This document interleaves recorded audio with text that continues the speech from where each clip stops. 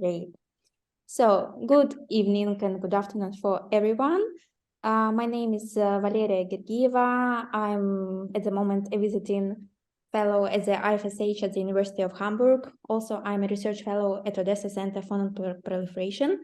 And I am a moderator of the Nuclear Talks. And for those who joined us the first time, I want to tell a few words about this initiative. So Black Sea Expert NucTalks, it's initiative of the Black Sea Women in Nuclear Network. And any professional can join our network and participate in nuclear talks, nevertheless of their level of knowledge, expertise, and country of origin or living. And the main idea of our nuke talks is to increase awareness of a variety of issues, news, research, to share ideas, expertise in arms control, non-proliferation, nuclear safety, security, etc. And of course, maybe the most important is to find friends of interest and support each other in our nuclear community. And at this part, I want to pass a word to Natalia Kloss, who is a coordinator of the Black Sea Women in Nuclear Network. So please, Natalia. Thank you, Valeria. We are happy to have you as a moderator of this important initiative for our network, since it gives a really open space for sharing of ideas and expertise in this area. I just want to remind you that our network is Israeli new but very active. It's 1 year and a half when we were established with support of our founder Margarita Kalinina-Port. She is Center for Prevention of James Martin. And I want just to stress your attention that mission that we will identify of our network is to connect, support, and empower women in nuclear. And in future, we expect that it help to increase presence women in leadership. But as you can see, always people when heard about Black Sea Women Nuclear Network, they're thinking about women in our network, but as you can see from the representative of our today meeting, we have very strong men support, and that shows that we are all common in our one goal to receive gender equality in nuclear field. Without support of each other, it's impossible, and I would say there is many different networks created on this time. We are not really concurrent. We are very good friends to each other, and we hope to support each other in the future to make our life safer and much easier. So since we are talking today about women leadership, I will pass the word back to Valeria, and she will lead today our meeting. Yes, thank you, Natalia. Before coming to the point, I want to make a photo of everyone while you all look fresh, happy. So please, 1, 2, 3. Great. Oh, maybe one more time. Yes, because people decided to turn on camera. Thank you for this. So 1, 2, 3.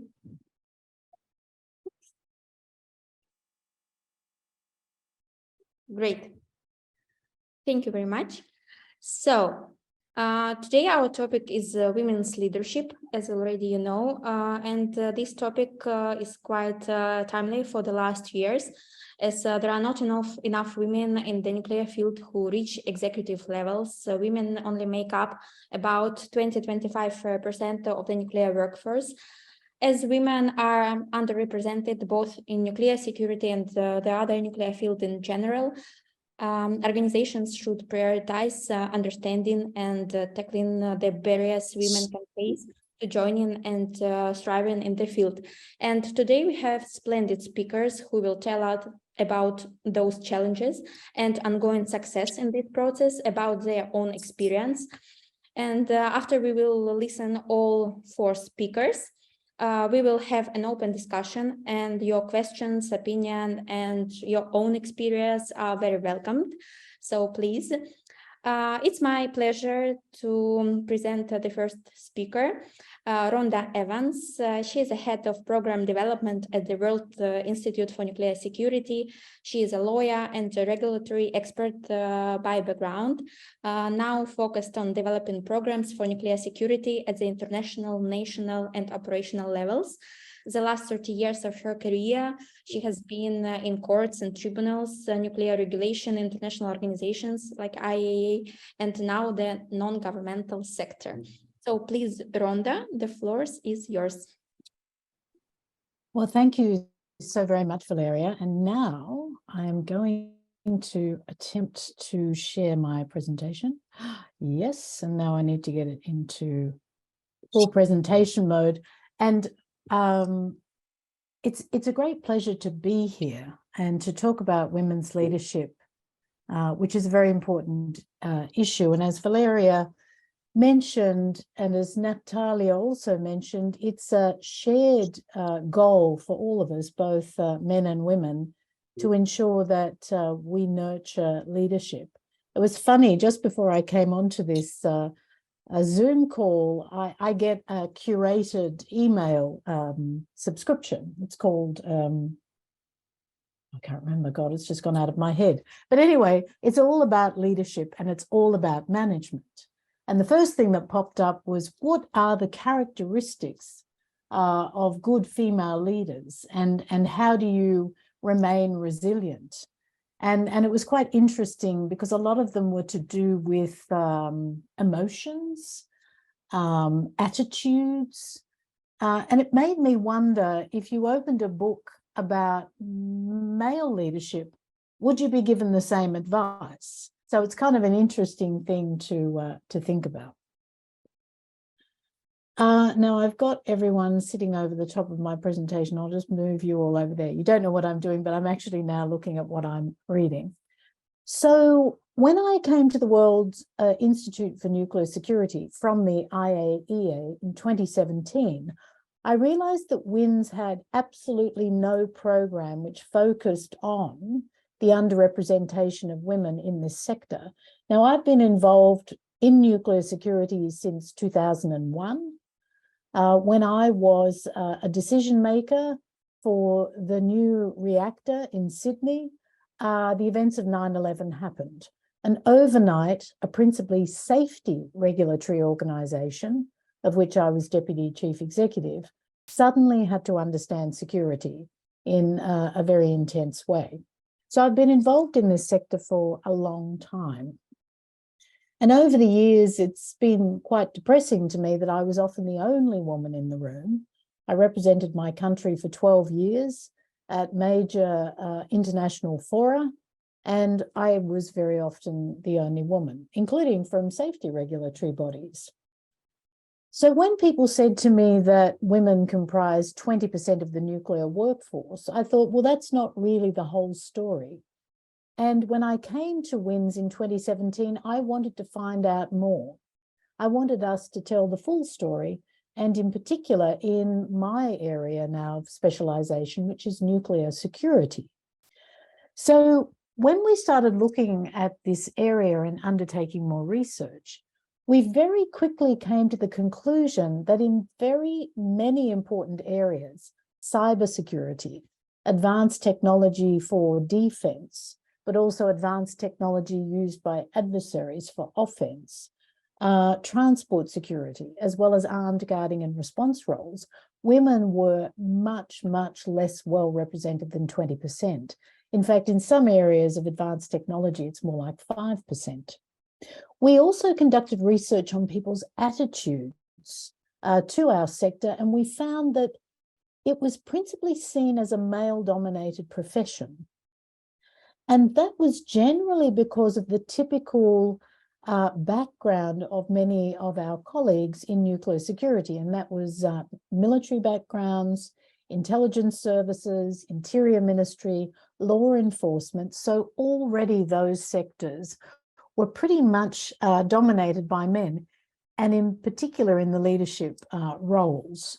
So one of the key findings that we had was that really, in order to address this, we needed visible female leaders. There's a quite common adage, and I'm sure it's the same across many of our cultures, which is if you don't see yourself somewhere, then you don't imagine that you could aspire to be that person. I mean, it's, you know, often we see astronauts. How many women do we see? Astrophysicists, how many women do we see? Turn on the television and listen to commentators in areas of science and technology. Who do you see? How many times do you see women?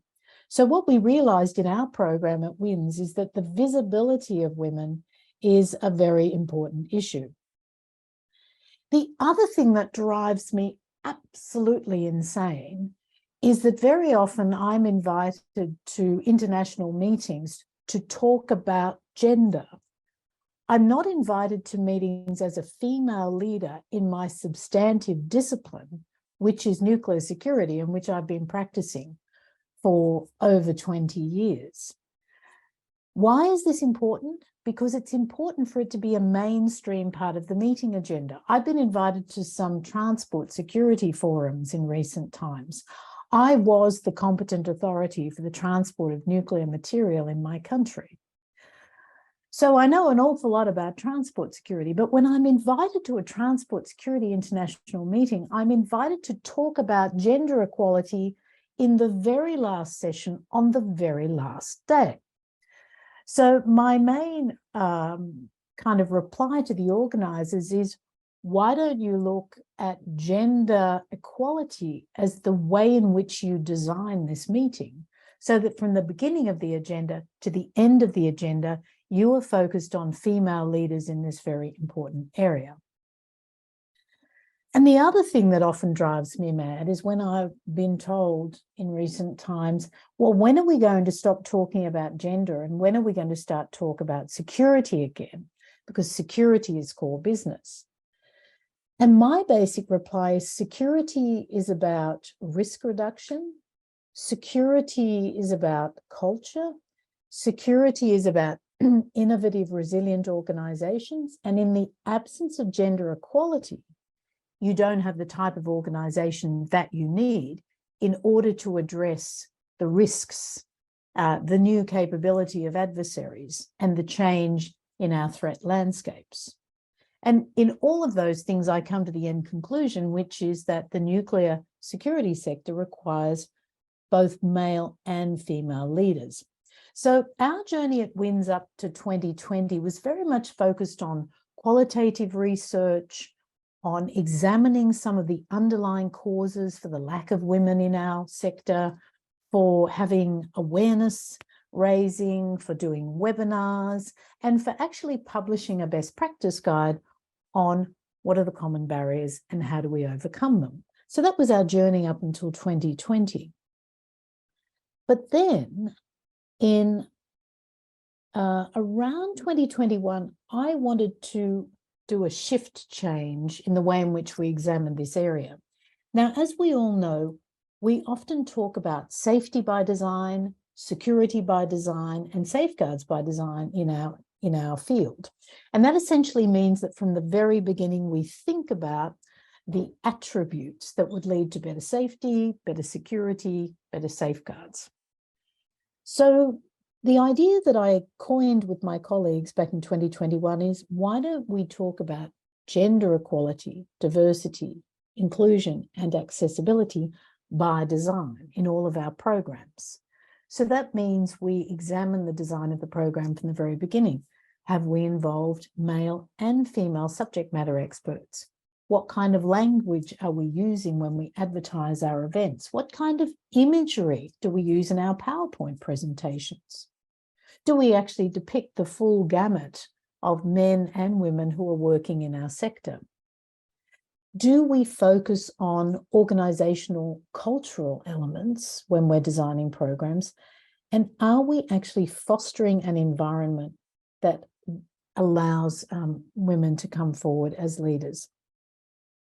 So the end of all of this is a publication. I think I'm proudest of this publication out of all of the things I've done across a 30-year career, because what we did is we took everything that we'd been researching about, everything that we thought we understood, and we distilled it into this document.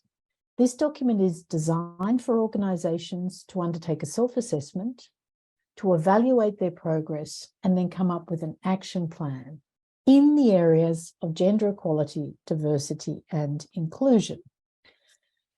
And we made a very simple proposition, the centerpiece of this document, that nothing will change until we address leadership and management, organizational culture, and talent management, which is really recruitment, promotion, retention, and the way in which we understand who is coming into our organization, whether that be more women, more young people, people from more diverse backgrounds, people with different disciplines as their backgrounds.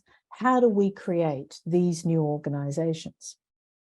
So we also established a tool, and this is just an example. We asked a set of questions which were similar thematic questions, but slightly different, whether we were talking to leaders, middle managers, staff members, or human resources professionals. And we did this as a scorecard system across the different areas of organizational culture, leadership and management, and talent management.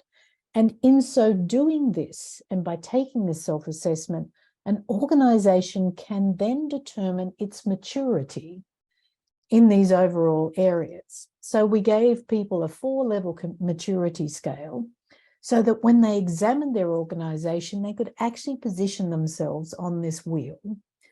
Then based on that positioning of maturity, we then allowed them to take the steps to develop an action plan to move from one level of maturity to the other. So commencing, developing, mastering, leading. If you're only at commencing, overnight, you're not going to become an organization that's leading, but you can make some very positive steps on the way to developing an organization which, for the purposes of our conversation, will nurture female leadership. That will only happen if all the elements are right and the organization's culture supports it. Otherwise, you could just draft in some new female leaders, watch them fail because nothing else in the organization supported them, and think, job done. That was a failure. Female leaders are a failure. So we've done that experiment. Now let's move on back to the way we always did business before. This tool fundamentally challenges that way of thinking. Now, I don't want to take up all the time, so I'll quickly move on to what's next for our program. Well, we love busy colors, that's one thing. Now that we've actually designed a tool for organizations to examine themselves, to do self-assessment, and to think about what they need to do next, we are currently designing a tool to encourage organizations to report this to the world, which is sometimes a scary thing to do. So we're going to set up a framework for how organizations can tell their shareholders, if they have that kind of structure, or their governments, if they report to government, or indeed the public, or new staff members who want to join them, precisely how they are going with these very important issues. And we think this is really important. So once you've done the internal work, you need to then be able to be brave and tell the rest of the world, because that way you might attract new talent. You might see that your organization is well positioned for the future, including for the next generation, so-called generation Y and Z, that everyone kind of scratches their head about how to encourage them to come into sectors like ours, which absolutely need them. So that's the work that we have been doing. I encourage you to learn more about what WINS is doing. I think this program is very innovative, and it also is applicable not just to security, but also safety and safeguards, and generally to operations. Personally, I think that these different areas of work are necessary: organizational culture development, developing leaders and managers, supporting each other, and fundamentally asking ourselves the question, what kind of sector we want to have, and how can we ensure that the best and brightest talent is available to us, and how do we make sure we develop leaders for the future. So just some thoughts for you this afternoon. I hope that wasn't too long and was sufficiently interesting. I'll stop sharing my screen so now I can see everyone again. Yeah. So thanks for the opportunity. Yeah, thank you, Rhonda. You were perfectly in time. And please keep your questions till the end. I'm sure we'll have a great discussion because it was a great beginning. Thank you one more time. And it's my also pleasure to name the next speaker, who is a great friend of us, of the network. It's Dr. Shabnem Udum. She's Associate Professor at Hacettepe University, Department of International Relations in Ankara. She is Director at the Center for Strategic Research of Hacettepe University. Also, she was a chair at the International Nuclear Security Education Network in CEN IAEA in 2018-2019. And she is an executive board member, Women in Nuclear Turkey. So we are waiting for your presentation about like 20 years as a woman in nuclear and your own experience at INSEN. So please, the floor is yours. Thank you. Thank you so much, dear Valeria. It's also very nice to see all my colleagues and friends and to be able to talk here. Of course, the time is a little short for me to summarize all those 20 years, but I'm just going to focus on those highlights. And even when I was thinking about how to structure it, I noticed that I think it would be easier and more meaningful if I focused on what kind of change I could make for myself and also my students, and hopefully for my colleagues in these past 20 years. So I'm not going to have a presentation slides, but only at the end a couple of photos. And I'd like to start with a little bit of background and how it actually shaped my career. I studied at the Monterey Institute of International Studies, which is renamed as the Middlebury Institute now. And when I arrived, it was August 2000, and I witnessed the presidential election campaign of George W. Bush. And during that time, I witnessed September 11th, although I was in Monterey. It impacted us the same. And I also witnessed the start of the Iraq War. And when I finished my tasks, it was April 2003, because I started also working as a research associate at the Center for Non-Proliferation Studies, which didn't have the first James Martin name at the time. And all this period has showed me and taught me something, that I had to work on this field.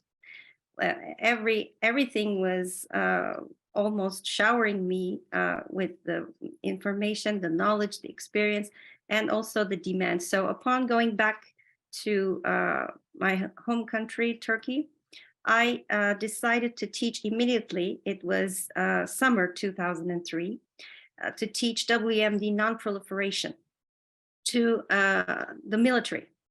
And I launched a course about WMD non-proliferation at the Turkish War College.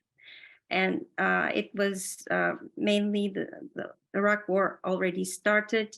And I thought, I'm a woman, I am not able to serve in the military, but I can serve for my country in this capacity, so that they're going to learn about those basics. And I continued my academic studies at Bilkent University and started working on my PhD. And I chose to write about the nuclear energy debate in Turkey. And for this, I attended conferences and events in Turkey, and I could witness the psychology of people and their concerns on nuclear safety and proliferation trends in the region, their concerns on proliferation in the region. But at the same time, I noticed that the field was quite male dominated, not only physically, but also by discourse. When we're talking about this gender issue, we shouldn't just focus on physical, if we were created as male or female, but especially on how we are tackling an issue and how our discourses are shaped. This is critical. And I also became a member of the Women in International Security, which was one of the first initiatives in that regard. And I also noticed that there was a cluster, there was a categorization of research on nuclear as nuclear energy, particularly safety, versus on the other classification, there was nuclear safeguards and arms control, which was studied, which was tackled, especially by the Ministry of Foreign Affairs and some military experts. And in that sense, there were very few academics. And if there were, they had either military backgrounds or had some connections with the military. So you can still think that it was both gender-wise and other dominated, male-dominated field. And at that time, I decided to present a bird's eye view to Turkish researchers, students, because many people thought it was and should stay within the security studies context, the nuclear field, or it should stay, if you are working on nuclear energy, in the technical scope. So that's why it was studied by the military elite or the energy elite. But I decided to change that. I thought it should change, and I wanted to educate myself after having completing my PhD on more on technical issues, so that I could straddle both fields, both viewpoints, let's say. And I went to London for a student workshop on both of these aspects. It was held at the King's College London, and there I met Chris Hobbs, and he encouraged me to join INSEN. And at first I said, what is INSEN? He said, that's the International Nuclear Security Education Network at the IAEA. And I said, oh, okay, hopefully I can learn more on that. And when I stepped in, I saw that also at the IAEA, there was a similar view of these clear borders between the three S, where safety, security, and safeguards were studied by specialists and experts. And at INSEN, I was one of the very few social scientists. And when I started, it was 2013, 10 years ago. And we were much less than today's numbers. So I was really like, maybe there were one or two people from social science, and I was one of them.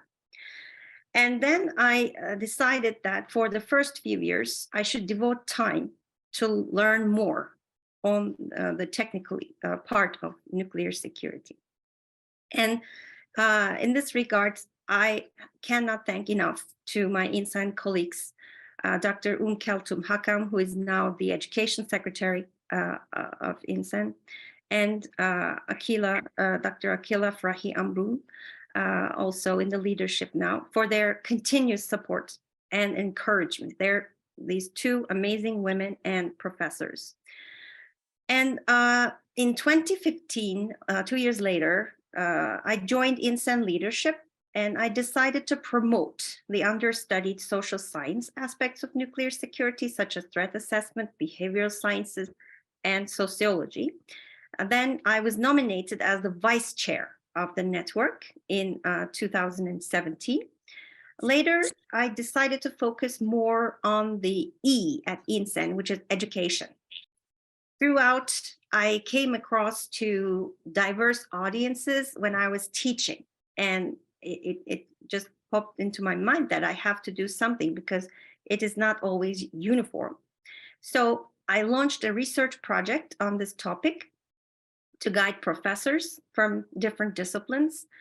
For instance, which topics should be covered for what kind of audiences and backgrounds. And I didn't stop there. Another area which is related to nuclear security and its education from social science aspect is communication and language. Dr. Zenobia Homan from King's College London and I started working on the role of language in nuclear security education. And we focused on the difficulties of translation. In several languages, the term nuclear security was causing confusion, particularly regarding safety and security. In several languages, perhaps except for English and French, there's always a problem. Well, if there are questions, I can explain more. But it received a lot of interest, much appreciation when we presented it at the INSEN meeting at the IAEA, and later on when Zenobia presented it at the INMM conference. And recently, I wrote on the structural causes of the gender gap in nuclear security, and published in nuclear security 2022.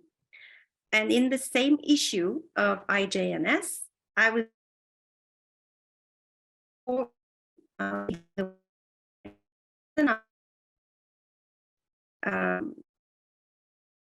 hopefully I'm on time. Yes, thank you. We just didn't hear you properly last maybe 10 seconds.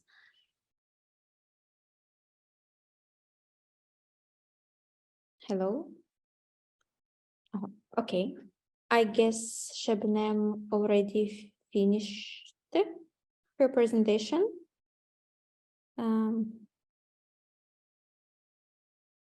Shabnam? Okay. Connect. Yes, Shabnam, have you finished? Yes, I think there was something like a frozen, and I don't know until when you could hear me. Yeah, there was a frozen like for the last 10 seconds. So I heard that you hope that you are on time. So I suppose that you finished. Thank you so much for your presentation. I want to remind that we will have questions at the end. So, and now the third speaker, it's also a big friend of us, Alona Samsonenko, our colleague from Ukraine. Alona is a leading engineer at the George Kuzmich Training Center, Institute of Nuclear Research of the National Academy of Sciences of Ukraine in Kyiv. And she will talk about the activities at the George Kuzmich Training Center and about women's programs there. So please, Alona, the floor is yours.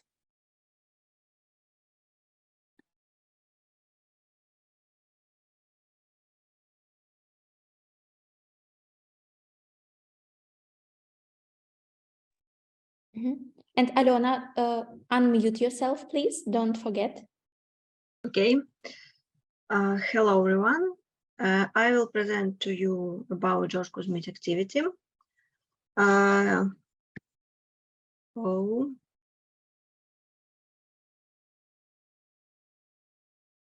so sorry for that. I cannot change slide.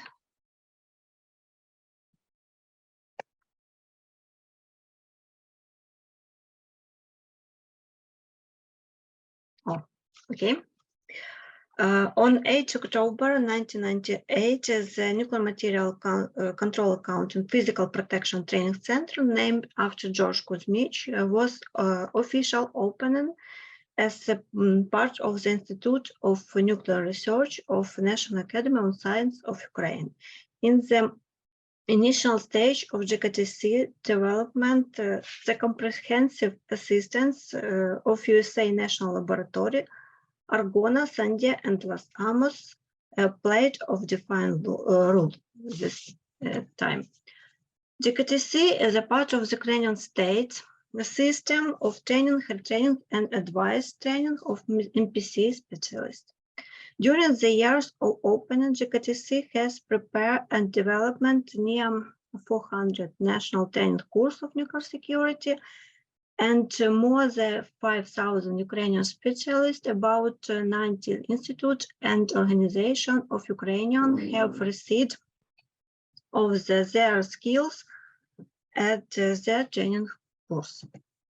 What about women?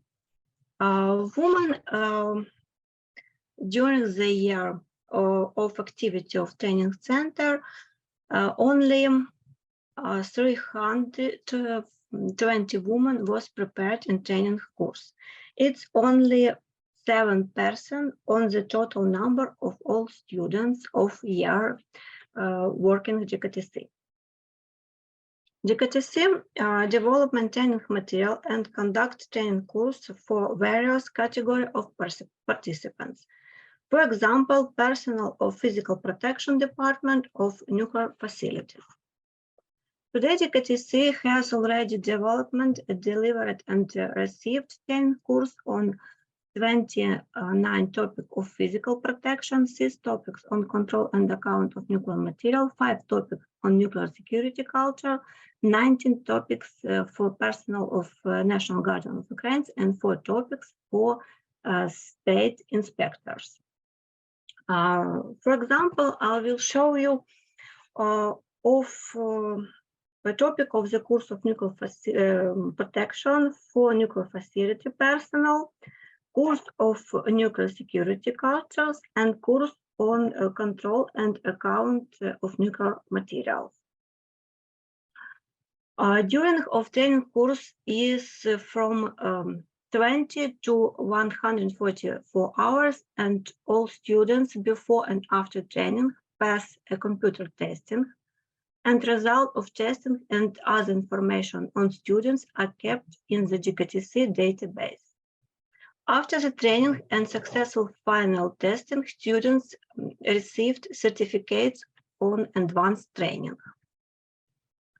Advanced training of physical protection specialists includes not only theoretical training, but also development of the practical skills.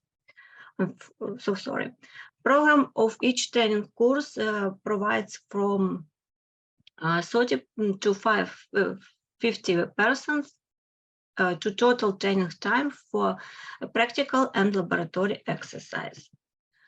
GKTC have a laboratory for non-destructive analysis of nuclear material, with classroom for neutron analysis, gamma analysis, and another classroom.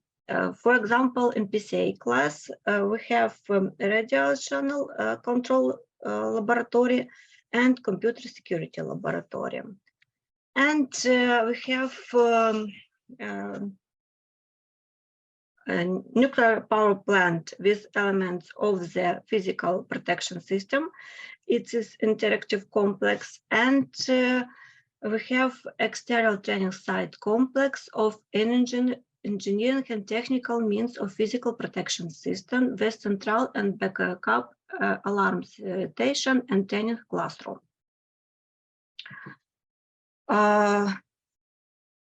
They use nuclear power plant with physical protection elements in interactive complex.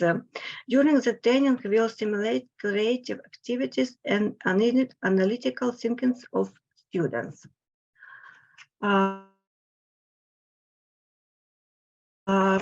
If we combine use the external training site and interactive complex, we give a better result in the understanding our students' nuclear security. Also, GKTC provide training course at the facilities, and also the last GKTC is a permanent organization of annual Ukrainian PCA conference. And last conference was in 2029, and we hope in the future we have more conference in PCA in Ukraine. Thank you for your attention. Thank you, Alona, very much. I forgot to tell that Alona is also a very active member of our network, and she's a country contact point in Ukraine. So thank you for this. Questions for you will be at the end. And now it's my pleasure to introduce the last but not least speaker. It's Anton Gabriel Culea. I hope I pronounce the right one. Anton works for CNE Chernodova, Romania as a nuclear operator. He studied energy engineering in college. Also, he's a military Navy reservist and has extensive psychology, sociology, knowledge and training. So we are looking forward for your presentation. Please. Hello, everyone. Can you hear me? Yes. Excellent. So first of all, thank you very much for the invitation, Valeria. It's actually pretty nice to see you face to face, quote unquote. Also, I would like to congratulate all of the previous speakers on a job well done. It was actually pretty nice, and I've learned quite some interesting new facts. Now, I'll try to keep my presentation short and concise. As Valeria said, I have quite some training in psychological and psychology and sociology.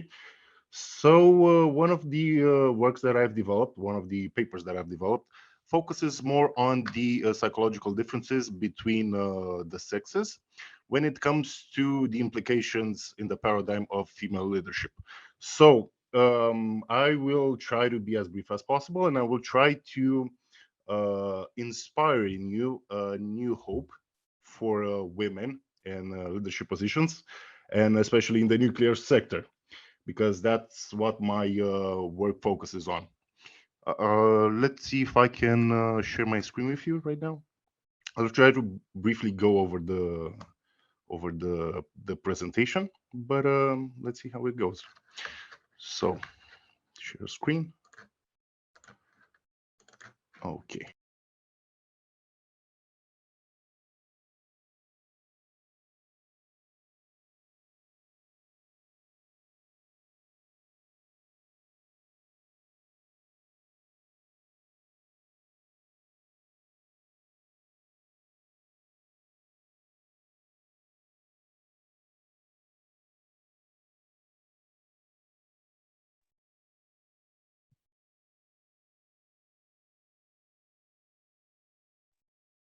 Dr. Kulea, you mute yourself. Can you unmute please yourself? We can't hear you.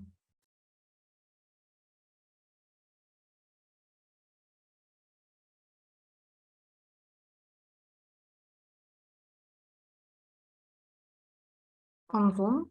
Maybe you just Anton, we don't hear you now.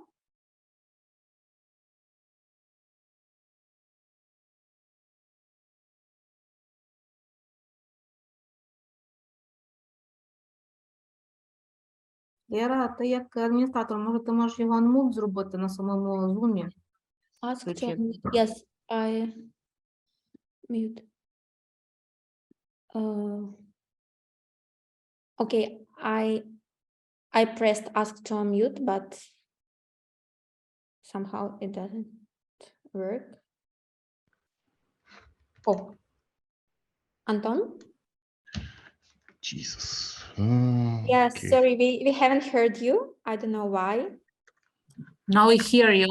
Now we hear you. Yes, No, now everything's good. No, we cannot. Again.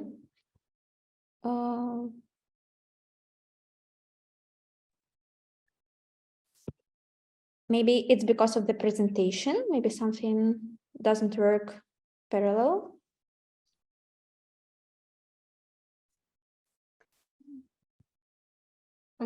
Anton, try to say something. I can see that your microphone is not muted anymore. This is online live. We need to use so that we have sometimes our technical problems. Yeah, you know, every online meeting has sometimes issues. Every time I visit any Zoom, sometimes it happens. So, Valeria, you may share his presentation, please, if you want, and he may speak probably. yeah, does he? We can hear you. He cannot hear us. That's the problem. He cannot hear us. Perhaps you can write it in the chat. No, you no, can? he can. Okay, you can hear us? Only we don't hear him. Okay, so it's something at his computer, I guess. It's probably some settings of which microphone is used and what is turned on. So it should be changing settings on his laptop. Dr. Kuleo, before, if I'm not mistaken, had a microphone. So maybe his microphone is still connected to the Zoom, but not like his voice without microphone. So maybe he just quits and comes back. So they ask him for a permission. So if it says that your microphone is being prevented, just try to go out of the session and come back, and it might work again if it's not a problem for you.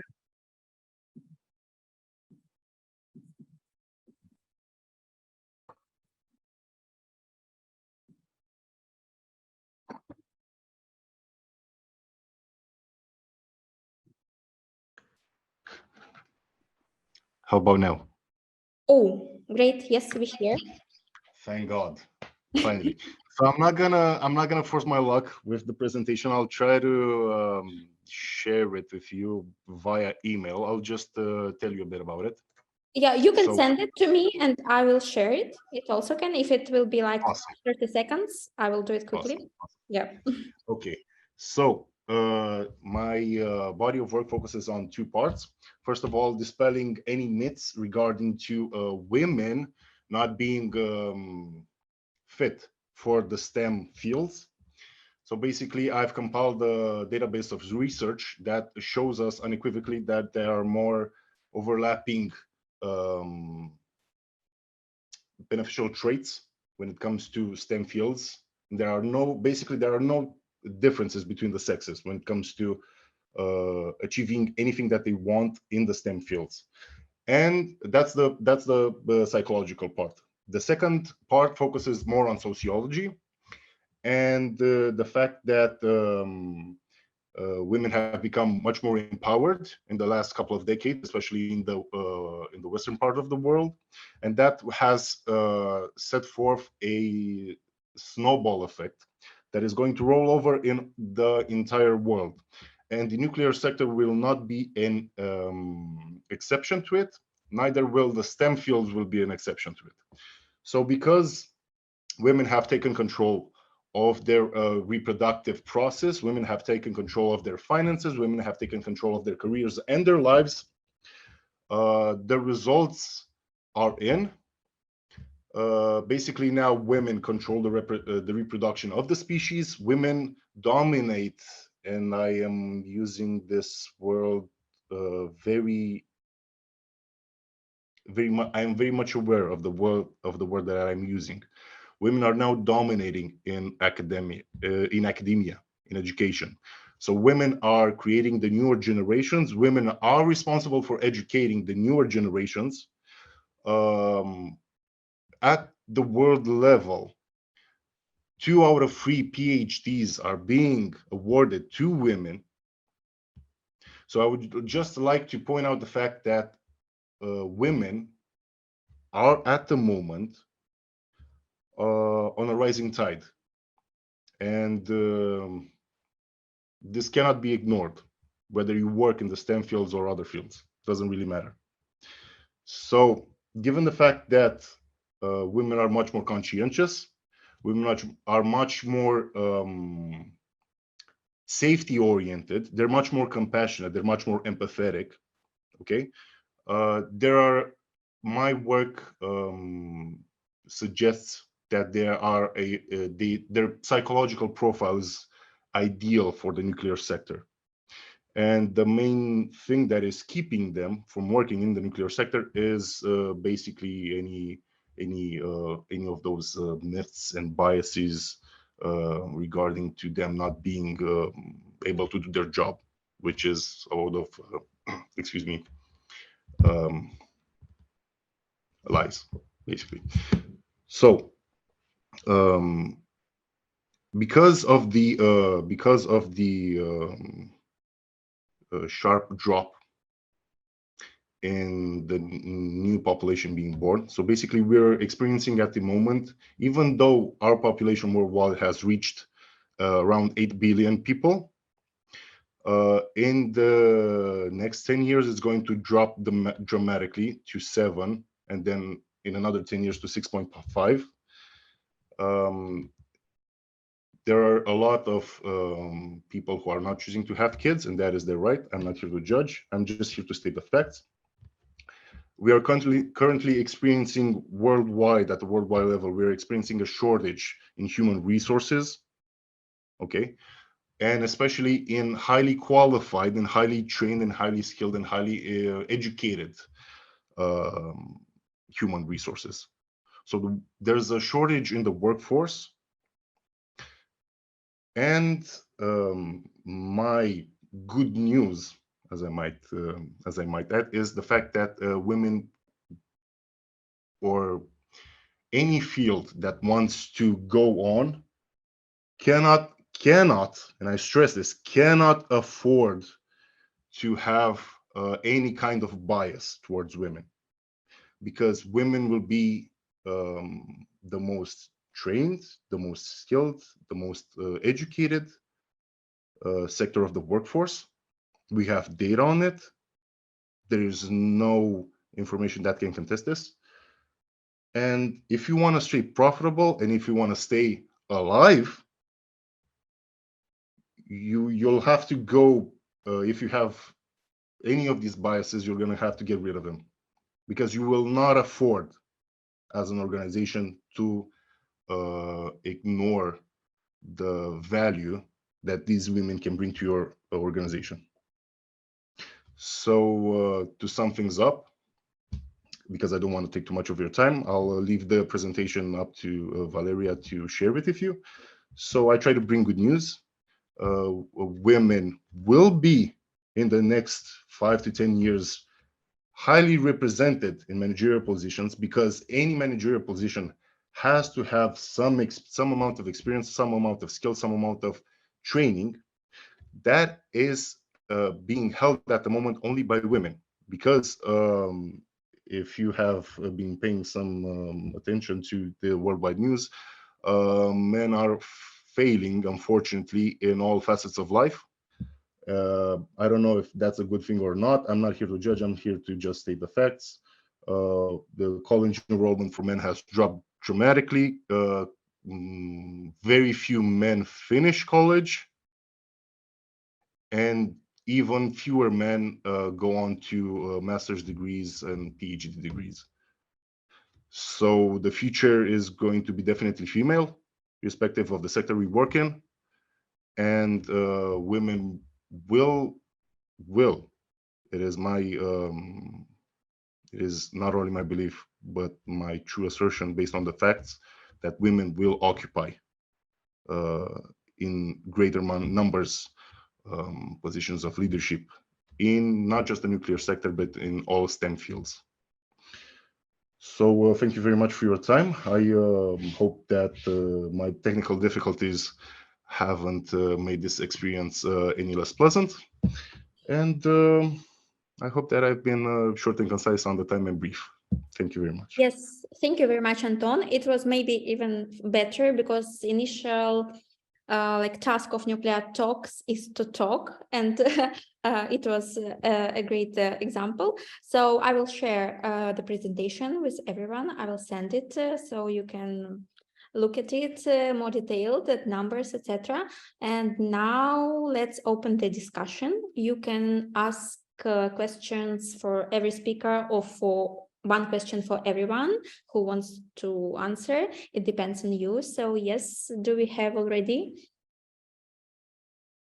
questions? Yes, Margarita, please. I have a couple questions, if I may. So thank you very much. I think all speakers really enlightened us on these issues. And I think sometimes I hear that, oh, we talk a lot about this, but I think we need to talk about these issues. And the more we talk about it, is the more we understand. And I want to thank our men, our male colleagues who have joined. We have 8 men in the audience, and I think it's wonderful because if it just all for women, we are preaching to the choir. So, but I think having this dialogue with between men and women is very important. So, Rhonda, on your point that you were sometimes often invited as a gender expert, not as your, which is your primary expertise is nuclear security. I share your view, and sometimes women are even invited on the panels just to avoid males, and they would just and they will not invite you they will just invite you as a woman first, and not because you are just have certain expertise in this particular panel. So this is something that I think we need to address, and I'm glad you brought this up. This is just a comment. This is just not a question. But for Anton, I have a question. You mentioned that it's a really interesting presentation, and I'm looking forward to reading your presentation. And I think you should publish your research somewhere if you haven't done that yet, because coming from the young male who takes the humble approach, I think, to these issues is very important. So, but you mentioned that women, that the fact that women are not being able to work in nuclear sector, not as many women as they could. It's mostly a bias. And is it? I mean, did you look into that? What are these biases based on? Is it because women are not physically fit to work? And we're talking about specifically nuclear power plants, for example. Or is it because women, they're because we had this discussion in Ukraine, and I always bring this up, that there are certain restrictions for women of the childbearing age.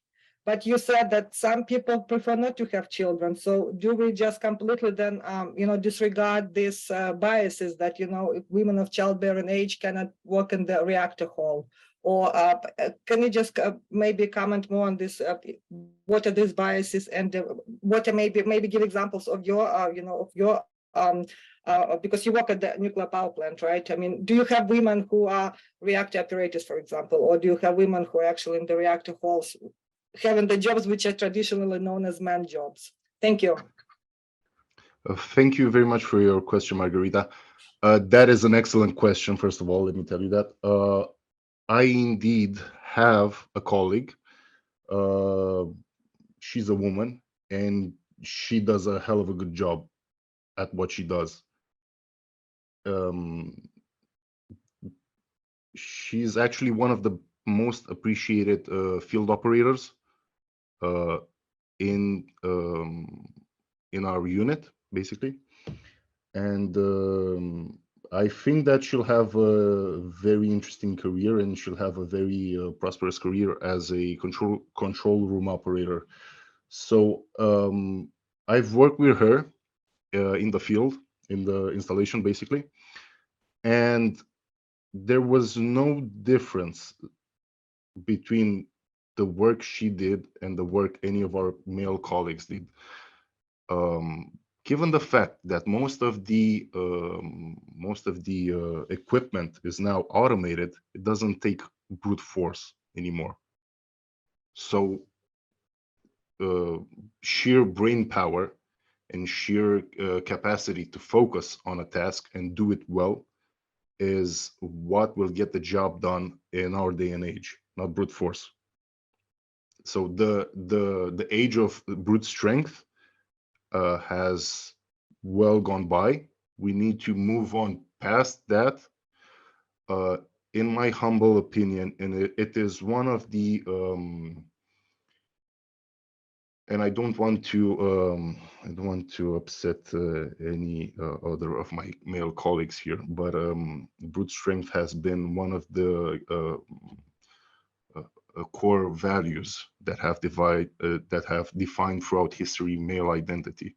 And my colleagues, my shift colleagues, basically, always take it as somewhat of a personal affront when something that they hold true and dear becomes obsolete. It's the same thing with any people, with any human, regarding whether he's male or female, or however he wants to express his identity.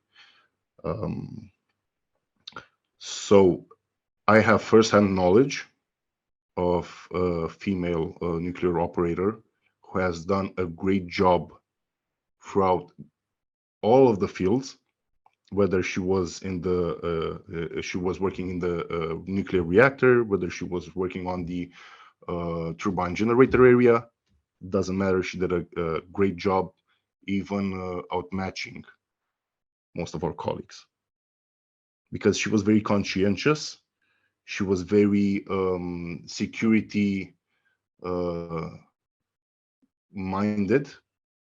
Okay, so she was very aware of the fact that any of the actions that she took could lead to bad consequences. So she was very nuclear safety minded in that particular work. So the other question was, why the bias of men, or what is the bias? Why women have, or why is this bias that women cannot work in the nuclear sector? First of all, my belief is that they haven't been told they could work.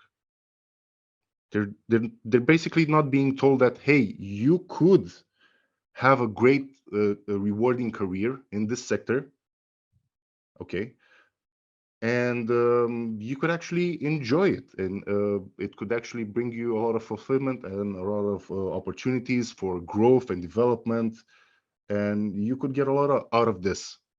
But because there's a lot of concerns that maybe the facilities are a bit technologically outdated, and they would require a bit more manpower.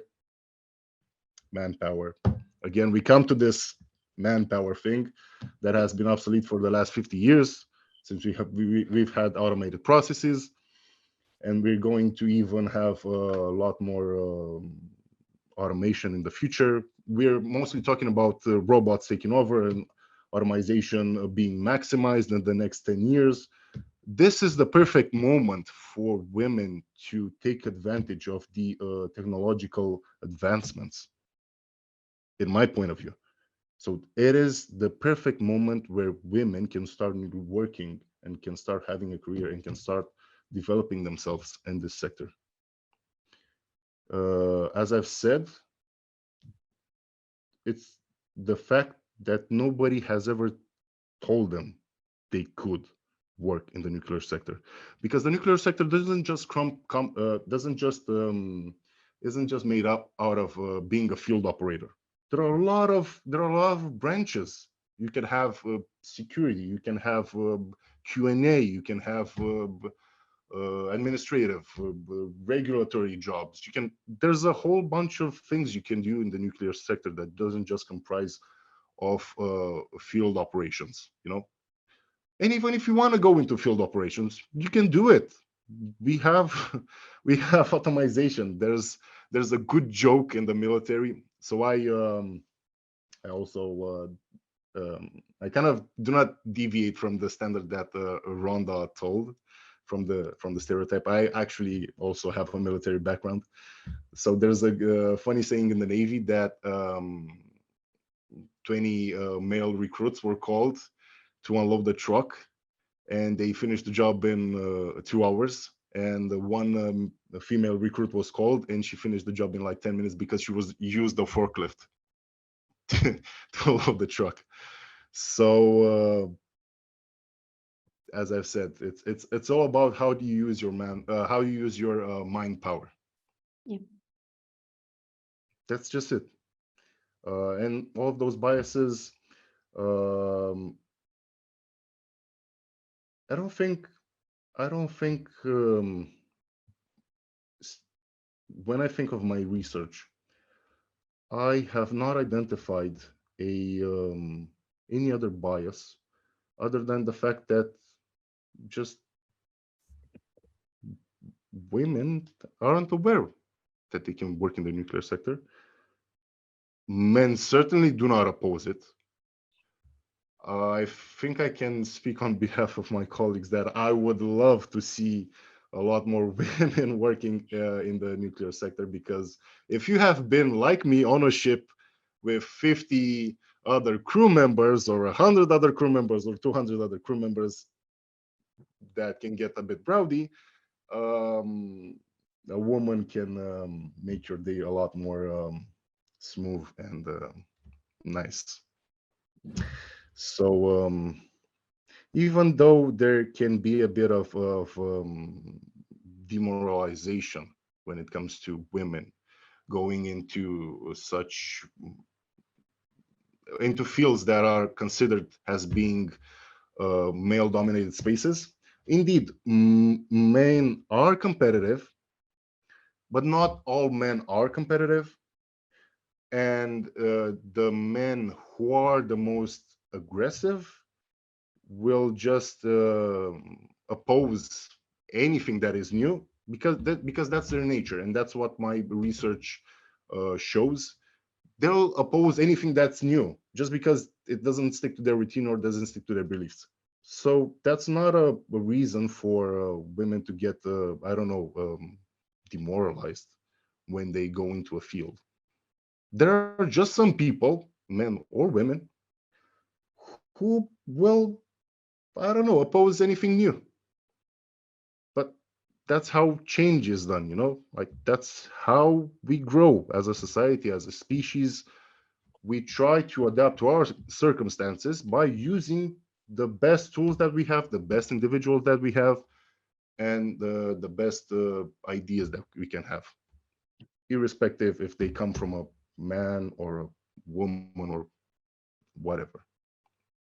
Does that answer your question, Margarita? I think I've taken quite a lot of time, and I don't want to. Thank you. Thank you very much. I love to talk and I love to hear my own voice, but I don't want to take up all of your time. Yeah, thank you very much. Just a small comment. It's so true what you said, and especially because of it, it's so important to talk about it, and not only to talk, but to share these opportunities. Really, women have just them to know, because I also think that psychologically, maybe women are not so confident, especially when it's something unknown, than men. So because of it, we are on the right way, because we share examples, we share programs, we share trainings opportunities in different countries. So yes, thank you one more time for this. And Rhonda, please. Can I have one more comment, Valeria, based on what you said? Of course, of course. I think it's very important. I think it's very important for everybody to understand this. So men are not all men are confident. Okay, not all men are confident. Most of them are just impulsive. There is a big psychological difference between confidence and impulsivity. Okay, and when it comes to the nuclear sector, the fact that women are much more reserved, that is a highly valuable trait. We do not need impulsivity in the nuclear sector. Okay, thank you very much for my comment. Thank you. Yes, Rhonda, please. Oh, I just wanted to make a comment to follow up a number of the points that Anton was making. One of the really interesting things that we looked at in our research were some of the job designs that had been around for a very long time, which didn't necessarily help the job that they were doing, but they were traditionally done that way. And some of them actively prohibited women from becoming part of it. I'll give you a very classic example. A number of countries have quite prescriptive regulations about physical protection officers or nuclear response force officers. And those regulations prescribe psychological traits, physical traits, and other traits. And when it came to physical traits, the question that this particular country asked itself was the following: is it really necessary for a nuclear response force officer to bench press 150 kilograms? What part of the job actually would require anybody to do that, unless you were picking up the adversary, sticking them over your head and running to the side fence?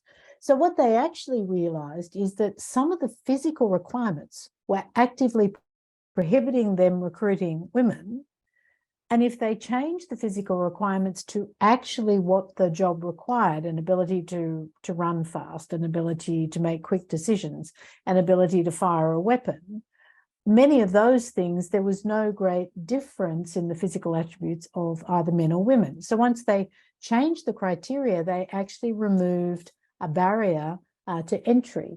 And the only other one that I'm aware of that's also being considered are the radiation protection levels for occupational exposure for men and women, which are now based more on what is actually a risk for a woman of childbearing age, which environments, because there are necessarily some, but it also said, if we examine some of the traditional approaches, requirements, entry kind of limitations, if we examine them and ask ourselves the question, are they necessary to perform the job?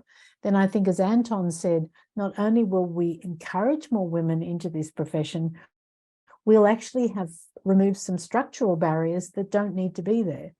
So I found this a very interesting part of the research, that sometimes we just need to ask the question, why are we requiring this? Is it really necessary? And then if we remove it, we may well have, in a very simple way, removed some of the barriers that, that actually are there. So I found this conversation really fantastic. So thanks. Yeah, Can I comment on what you just said, Rhonda? Yes, Mayor? please. Yes, of course. So you said the fact that there is a legal restriction when it comes to women entering the sector due to child bearing age restrictions, and I think my research has uncovered the fact that it's mostly one of the male propensities. I'm trying to use my words in a very diplomatic manner. It's basically men are trying to on a deep evolutionary level, on a deep psychological evolutionary level, they're trying to protect the women of the species. That is a feature, not a bug. They're trying to protect the women, and they're trying to protect the reproductive capacities of the species as a whole, because if that wasn't ingrained in us as humans, we would not be where we are at the moment. So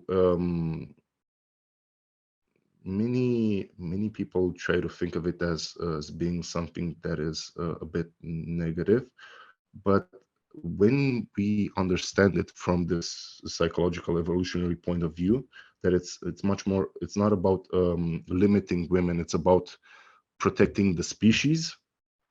I think we can find solutions around it. I think we can find a way of communicating effectively this problem and dismantling this issue at its core. I don't know, maybe it will help you in your work. Maybe it will give you another point of view that is beneficial. But based on my knowledge, that's a thing that is going on, not just in the nuclear sector, but in every area of life. It's not that men are necessarily actively wanting to limit women.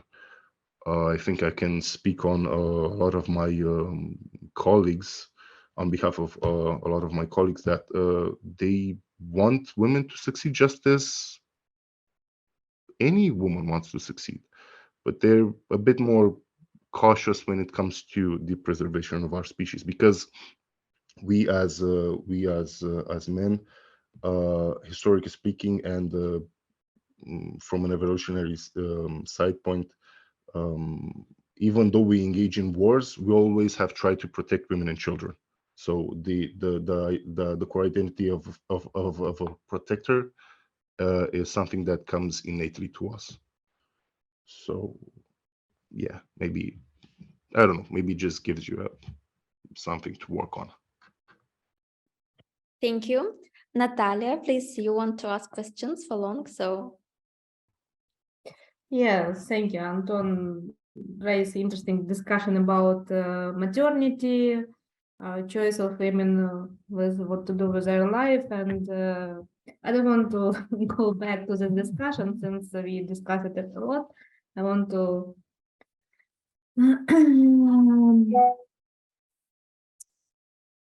to say that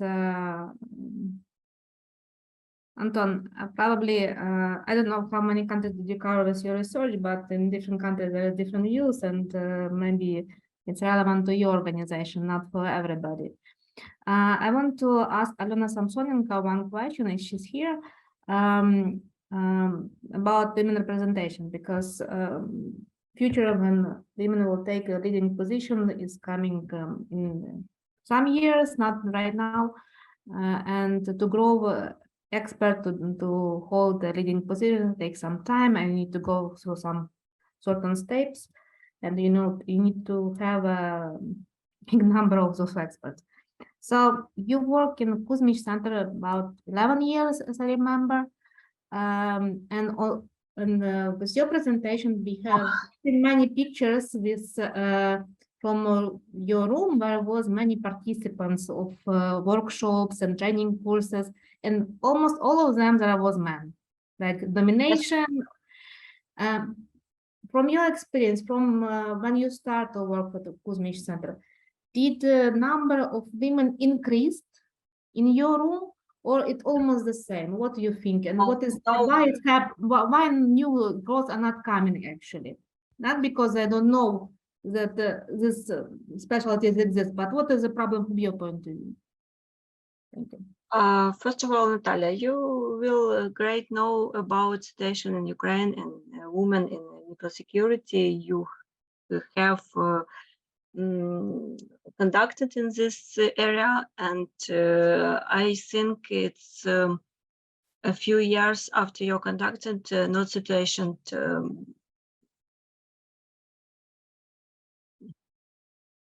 We didn't have change in this area. All year we have maybe 15 women who come to our course, and if usually it's 1 or 2 women on 1 month, and I don't know in future it will be changed the situation or no. Maybe we ask Ivana Stapenko here, and do you have a new students, women in your course in magistratura or no, Ivan? No, we have only men's. In this year, we have 4 students.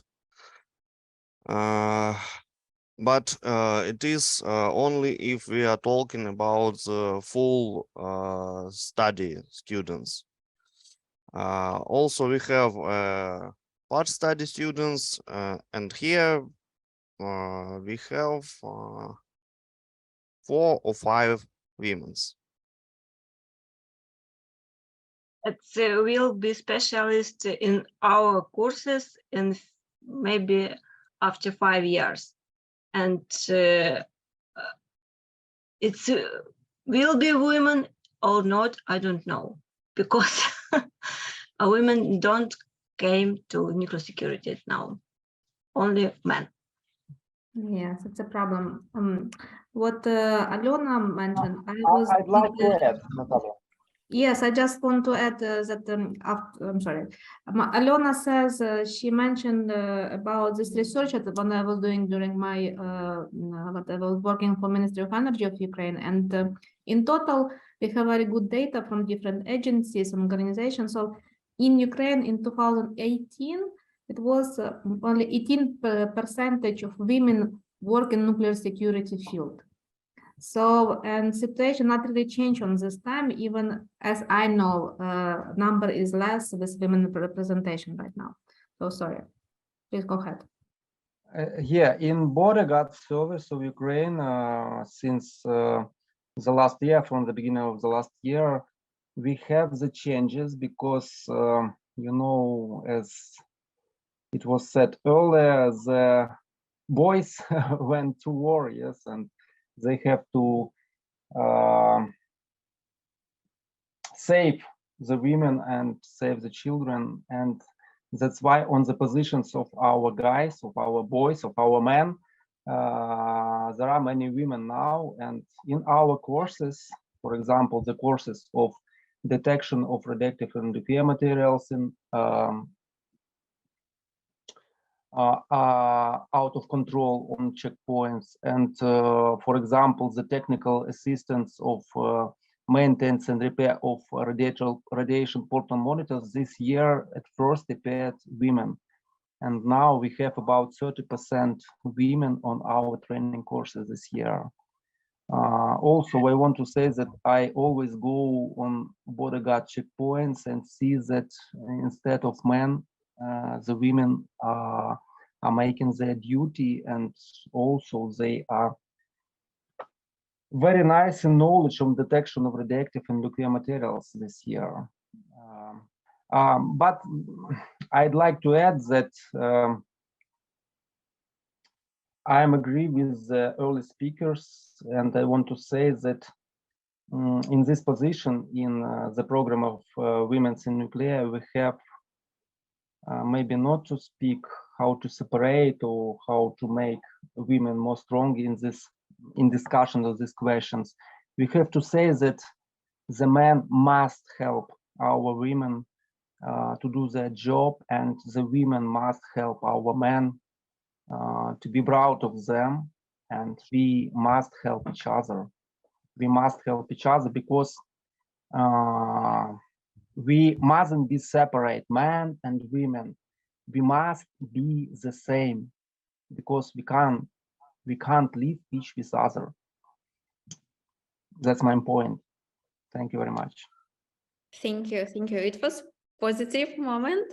Yes, Елизавета, do you want to ask question? Yes, like a quick follow-up. First, thank you everyone for this wonderful discussion. I have a lot of insights. And regarding what Alona just mentioned, I just wanted to know, like, have you thought about making some kind of strategy to actually attract the female audience? So I mean, you stated that the most students are men, but have you thought about the ways how to attract women? Because as a young woman, I might be interested in that. But however, there are not many sources from where you can actually find out that you're very welcome there. So have you thought that some instruments might help to actually attract women? Like, so have you thought about doing something to have more women among your students? Thank you. Okay. It's very difficult questions because our center prepare only people who work or our nuclear facility or another objective, and if you work in our area, you will come to us and we prepare you. And if you don't work in our area, it's difficult come to us because it's very probably to came to us because now we have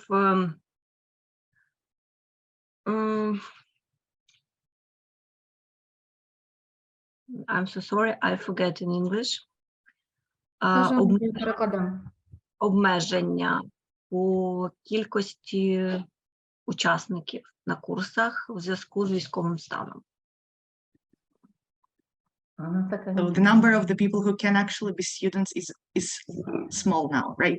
Comparing to the pre-war times.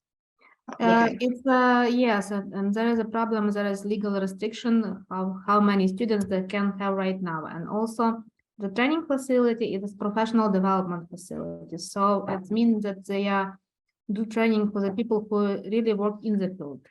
So if you want to address your question, you need to ask Ivana Stapenko what they are doing, because there is master degree program on nuclear security.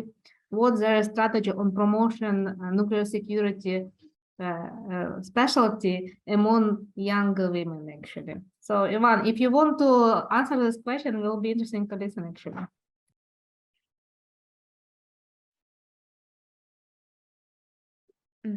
Okay. As I know, we have one more question from Margarita. Yes, sorry. And I actually have a question for Shabnam. And I don't want to, if somebody has questions, I could wait, but looks like no. Okay. So Shabnam, thank you so much. I really liked your reflections, you know, as a person with a social science background and also as a woman to enter the field, which traditionally was considered as this, you know, mostly STEM field. And often that, you know, we all experience that initially the thinking was, yeah, this is mostly for technical people. But now that we recognize the benefits of treating nuclear security as interdisciplinary field, I wonder still if you have experienced any challenges, like both as a woman and also as a social scientist working in the nuclear security field. And I know you do a lot for the nuclear security community, professional community in Turkey. You know, you work with the police officers, you work with, you know, field audiences which may be primary male, and also as a social scientist. I mean, could you just share maybe some of the reflections on that matter? Thank you very much for this question, Margarita.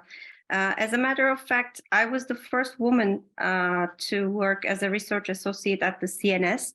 And even before I was even having this question for myself, whether I would be really successful in doing that. I mean, there is always this glass ceiling, which I also mentioned in my article.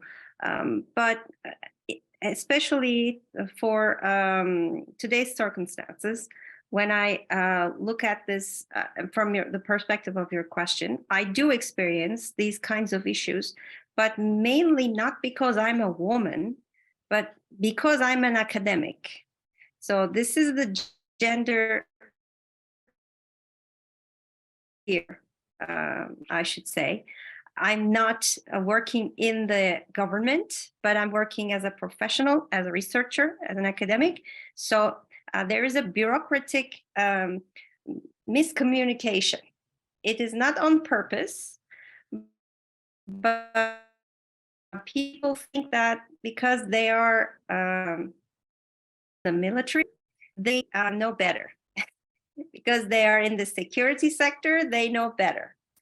And the second component is, yes, because she is a woman, she might not have experienced all these things, but I make up this gap with my experience at INSEN, at the technical side, and also because of all this 20 years background, not just in nuclear security. It is rather new. It's the last 10 years, but in the nuclear field in general.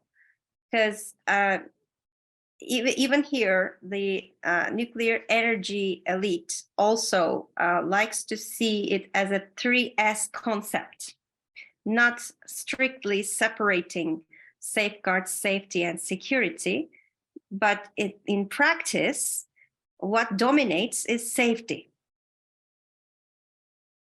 And there are few people who are working on safeguards because at the nuclear energy bureaucracy, it is almost like a taboo to work on safeguards. Only few people work on that.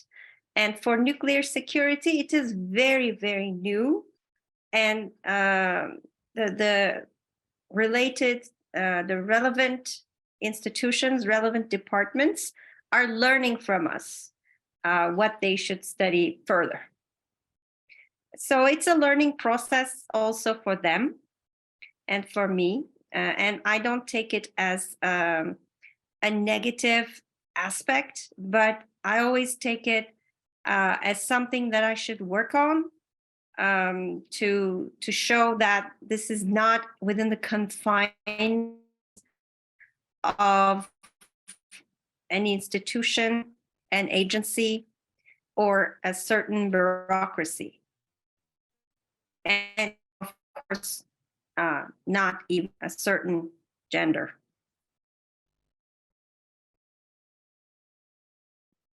Thank you so much. Does anyone have questions, more comments? Okay, because yeah, we will be just on time. I want just to say a few words. First of all, thank you everyone for joining, for listening, for your comments, for your questions. I guess it's the most important thing is to continue this conversation in such friendly area. And the one conclusion which we can do today is that the most important is to increase awareness of opportunities, and here we can do a lot with you because we are people who can share their opportunities with other people, women, men, no matter. And we will do it through our NucTalks, through our meetings. I hope we will have a lot of more meetings like these, and that men will join us for sure, because when I was helping to organize this meeting, I received some questions, can men join? And I said, of course, you should join, because we need you in our community. And you can join our network as well. It's very easy on the website.